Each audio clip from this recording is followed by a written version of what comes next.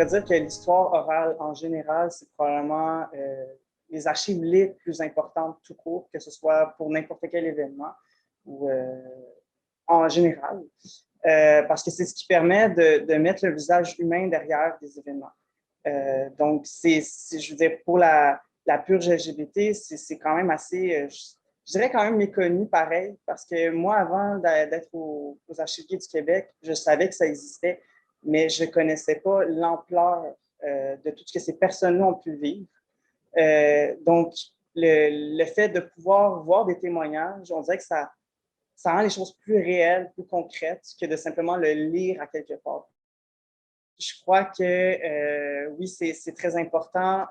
Si on pense par exemple à l'armée comme telle, le fait de voir des documents comme ça, des témoignages comme ça peut permettre de changer la culture au niveau de l'armée comme telle. Si on pense par exemple aux agressions sexuelles qui se sont passées récemment, des événements comme ça peut peut-être contribuer à faire évoluer les mentalités davantage parce que, je veux pas, il y en a encore de la résistance, si on peut dire, à l'homosexualité ou à la différence, tout simplement. Certainement que ça peut contribuer d'une certaine façon à permettre une réconciliation. C'est sûr qu'on ne peut pas effacer ce qui s'est passé. Je crois que pour certaines personnes, ça peut peut-être les aider dans leur processus personnel pour mettre un terme, si on veut, à leur trauma. Puis pour d'autres personnes, peut-être que c'est même pas possible de pardonner aussi. Je crois que ça dépend, c'est vraiment propre à chaque personne. Mais certainement que ça peut amener peut-être un baume ou faire avancer en fait les choses à ce niveau-là. Je crois que les gens auraient intérêt à entendre ces témoignages des personnes qui ont vécu la purge LGBT. Pas juste des personnes LGBT.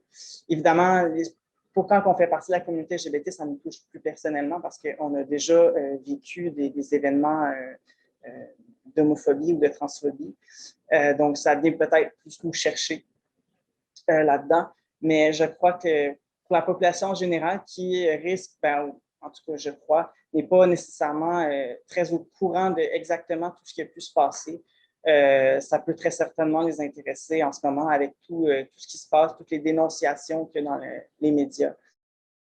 On a quelques témoignages d'autres personnes, de militants, des témoignages concernant le TROX, le raid au TROX, mais on n'a pas de témoignages vraiment par rapport à la purge LGBT. Puis moi, personnellement, ça m'intéresserait de les voir.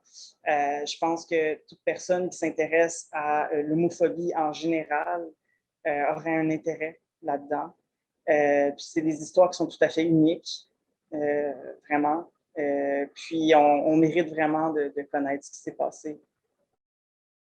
Je crois que d'aller voir des personnes militaires actuelles qui s'affichent comme LGBT pourrait être pertinent pour ce genre de projet-là, pour voir l'évolution aussi, comment ça se passe aujourd'hui. Est-ce qu'ils vivent présentement aussi de l'homophobie? Et en même temps, c'est clair que ça pourrait les intéresser de consulter ce genre de témoignages-là, évidemment. Très certainement, je pense qu'il faudrait regarder aussi dans d'autres domaines. Je crois que l'homophobie, ça existait partout. C'est dans toutes les sphères possibles. Donc, c'est évident qu'il y a d'autres personnes qui ont pu vivre ce genre de malheureux événements-là, de crainte pour leur emploi, de harcèlement au travail. Donc, puis même aujourd'hui, il y en a peut-être encore. Mais je ne pourrais pas cibler nécessairement de domaine particulier. Je pense que ça devait être assez répandu partout. Peut-être dans les corps policiers, entre autres, possiblement. Les pompiers aussi, possiblement. Tous des milieux où assez fermés, où la masculinité règne typiquement, on pourrait dire, seraient des milieux qu'on pourrait investiguer. Je crois que de dire que le problème n'existe plus puis que c'est complètement révolu serait une erreur et une insulte envers les personnes qui ont vécu ce genre de choses-là. Il ne faut pas que leur combat ait été fait en vain, tout simplement. Puis, comme le coordonnateur qui travaille avec moi aux archives dirait, il n'y a rien qui est acquis complètement. On le voit avec la droite qui est extrémiste, qui était avec notamment Donald Trump et compagnie. C'est toutes des choses qui sont fragiles, qu'il faut entretenir et solidifier aussi. Les droits, c'est précieux, c'est ça, rien n'est acquis, simplement.